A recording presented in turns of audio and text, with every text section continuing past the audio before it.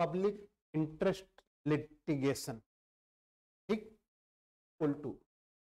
जनहित याचिका। Public interest litigation, जनहित याचिका। अब इस थियरी को लाने के पीछे,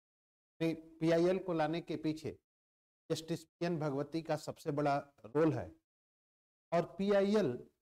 न्यायपालिका का उदारवादी न्यायपालिका उदारवादी दृष्टिकोण के माध्यम से समाज के कमजोर से कमजोर व्यक्तियों को न्याय की पहुंच दे रहा है। यानी न्याय का दरवाजा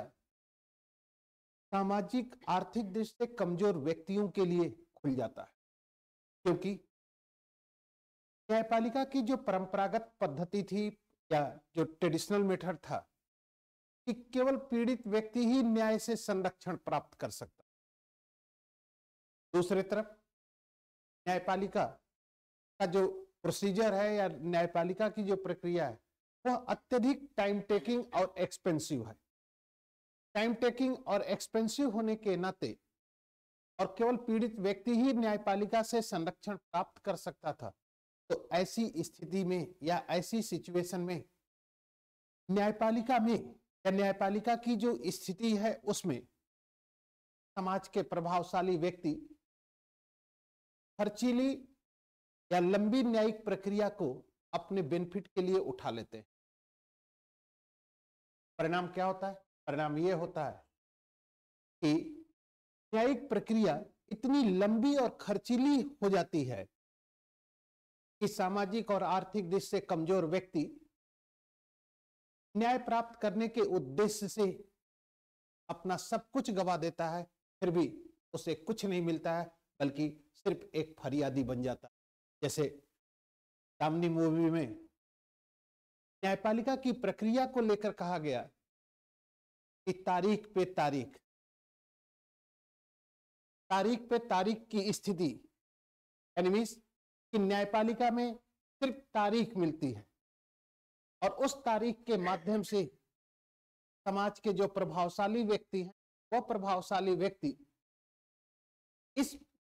प्रक्रिया का प्रयोग अपने हितों के लिए कर लेते हैं और अपने हितों को करने के कारण लंबी न्यायिक प्रक्रिया को इतना लंबा खींच देते हैं कि सामाजिक और आर्थिक दृष्टि से कमजोर व्यक्ति न्याय प्राप्त करने से वंचित हो जाता है। अब ऐसी स्थिति में पूर्व मुख्य न्यायाधीश जस्टिस पीएन भगवती ने न्यायपालिका के उदारवादी दृष्टिकोण का प्रतिपादन किया और उदारवादी दृष्टिकोण के अंतर्गत लोक अदालत पीआईएल। अब पीआईएल के अंतर्गत क्या व्यवस्था की जाती है? पीआईएल के अंतर्गत यह व्यवस्था की गई कि यदि कोई पीड़ित व्यक्ति अपनी सामाजिक और आर्थिक स्थिति के कारण न्याय प्राप्त करने से वंचित हो जाता है, तो उस पीड़ित व्यक्ति की ओर से मित्र, संबंधी, सामाजिक समूह, एनजीओ न्यायपालिका में रिट को दाखिल कर सकता है और न्यायपालिका उस मामले को ठीक उसी प्रकार से सुनवाई करेगा जैसे कि वह सामान्य मामलों की सुनवाई। इसका रिजल्ट क्या हुआ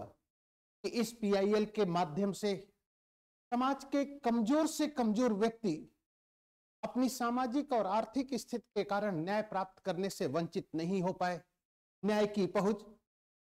उनकी सामाजिक आर्थिक स्थिति बाधक के रूप में नहीं हुई। परिणाम यह हुआ कि सामाजिक और आर्थिक दृष्टि से कमजोर व्यक्ति भी न्याय प्राप्त करने के लिए न्यायपालिका के दरवाजे तक पहुंच जाता है। अब स्थिति यह हो जाती है कि हर व्यक्ति को न्याय प्राप्त करने का अधिकार मिल जाता है और हर व्यक्ति को न्याय प्राप्त करना एक मौलिक अधिकार है। लेकिन न्यायपालिका के इस उदारवादी दृष्टिकोण तो पीआईएल के अंतर्गत आया कि सामाजिक और आर्थिक दृष्टि से कमजोर व्यक्ति अगर न्याय अपनी सामाजिक आर्थिक दृष्टि के कारण न्याय प्राप्त नहीं कर पाता है, इस उदारवादी दृष्टिकोण का अगर प्रभाव देखा जाए, न्यायपालिका पर प्रभाव देखा जाए, तो न्यायपालिका पर सकारात्मक भी पड़ता है और नकारात्मक भी। सकारात्मक इस सेंस में कि न्यायपालिका की पहुंच समाज के कमजोर से कमजोर व्यक्तियों तक हो जाती है, हर व्यक्ति न्याय प्राप्त कर सकता है। और दूसरा जो नकारात्मक है कि पीआईएल के माध्यम से न्यायपालिका के समक्ष ऐसे मामले आने लगे जो व्यक्तिगत हितों को लेकर थे, जिससे कि न्यायपालिका के कार्यों में वृद्धि होती है, इसलिए उसकी गुणवत्ता प्रभावित होने लगती है। अब इस स्थिति को लेकर न्यायपालिका ने पीआईएल के संबंध में एक दिशा निर्देश देता, एक गाइडलाइन देता है, और न्यायपालिका ने जो गाइडलाइन दी, उस गाइडलाइन का प्रभाव यह हुआ, या गाइडलाइन के अंतर्गत जो डायरेक्शन दिया, उस डायरेक्शन का रिजल्ट क्या निकलता है कि अब किसी भी मामले को जनहित याचिका के रूप में स्वीकार करने का अंतिम निर्णय न्यायपालिका का होगा, और न्यायपालिका केवल उन्हीं मामलों को जनहित याचिका के रूप में स्वीकार करेगी जिन मामलों का संबंध सामाजिक हितों से होगा। इस प्रकार न्यायपालिका ने पीआईएल के माध्यम से जो उदारवादी दृष्टिकोण लाया है, उस दृष्टिकोण का प्रभाव यह होता है कि किसी भी व्यक्ति की सामाजिक और आर्थिक स्थिति उसे न्याय प्राप्त करने से वंचित, हर व्यक्ति, क्योंकि जो परंपरागत पद्धति, उस परंपरागत पद्धति के कारण समाज के प्रभावशाली व्यक्ति न्यायिक प्रक्रिया पर अपने प्रभुत्व या अपने वर्चस्व को स्थापित कर लेते हैं, तो कमजोर से कमजोर व्यक्ति न्याय प्राप्त कहां कर पा रहा है। इसलिए ये न्यायपालिका का जो उदारवादी दृष्टिकोण है, वह उदारवादी दृष्टिकोण न्यायपालिका को समाज के कमजोर से कमजोर व्यक्तियों तक पहुंचा दिया, यहां तक कि सामाजिक आर्थिक स्थिति जिसके कारण वह न्याय प्राप्त नहीं कर पाता था, वह न्याय प्राप्त कर लेगा, यानी वह स्थिति बाधक। ठीक है,